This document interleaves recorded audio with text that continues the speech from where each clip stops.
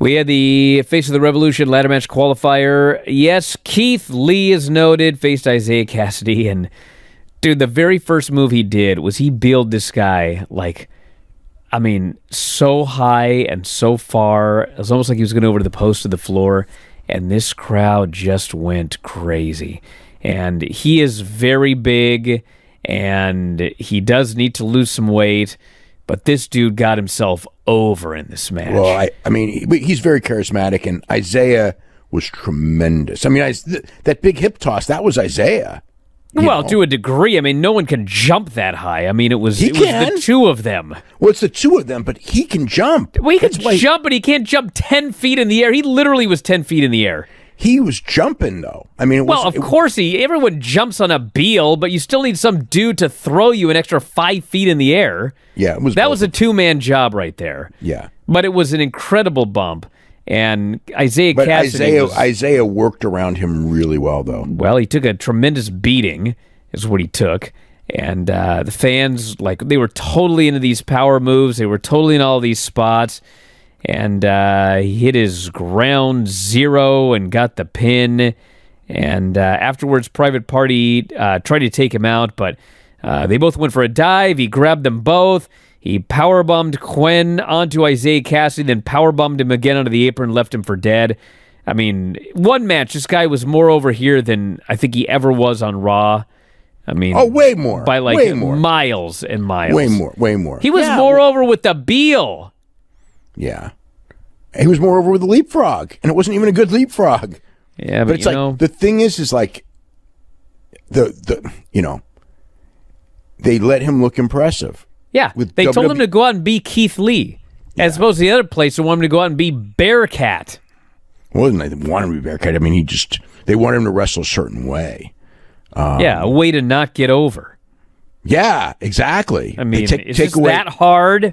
Yeah, well, it is when you're dealing with people from the 80s and you're trying, I sometimes talk to wrestling people from the 80s, and it really is that hard, because they just think it's all wrong. He's 320 pounds. A 320-pound guy should not be doing this stuff because a 320-pound guy should not be doing something. But that's how he got over on the independents. That's the independents. That doesn't work in real life. That's fake life. Well, in fact, it did work here in real life on national television in front of a packed crowd. It worked. And you know what? It would have worked on Raw, too. Of course it would have. But here's the thing, too. It's he was probably, 20 pounds, 30 pounds lighter on Raw. It would have worked even better. He could have moved even better. And he didn't do anything. And plus, didn't they, debut him by, having him, look unimpressive and selling too much at first? Yeah, he went 8 minutes with Ziggler or something. Right, and then he lost to Randy Orton and everything right away. Yeah. And it's he ain't, put it this way, he ain't losing to, who's their equivalent to Randy Orton? Who is their equivalent to Randy Orton? Jericho? Moxley? I don't know. Maybe they don't have one. But, he ain't, put it this way, Keith Lee is not going to get pinned in his second or his third or his fourth TV match. I'm pretty sure. And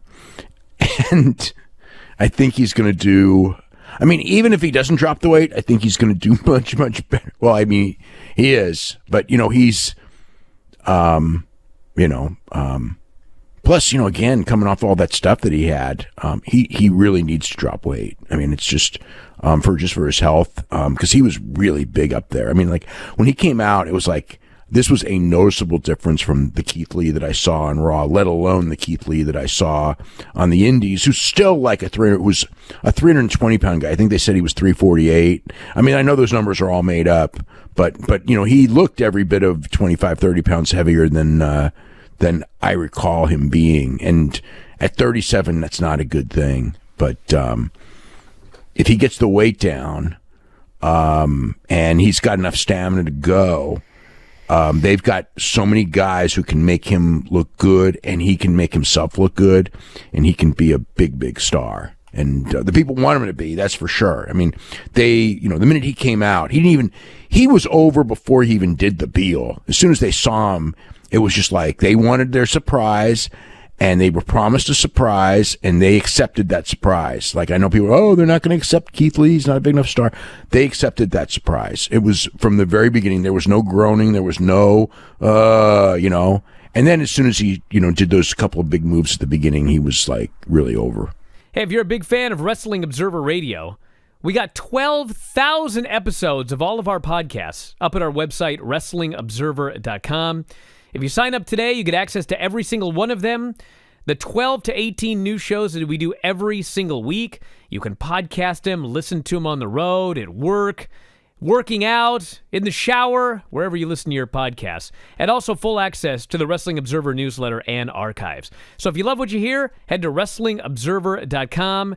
12,000 audio shows at your fingertips.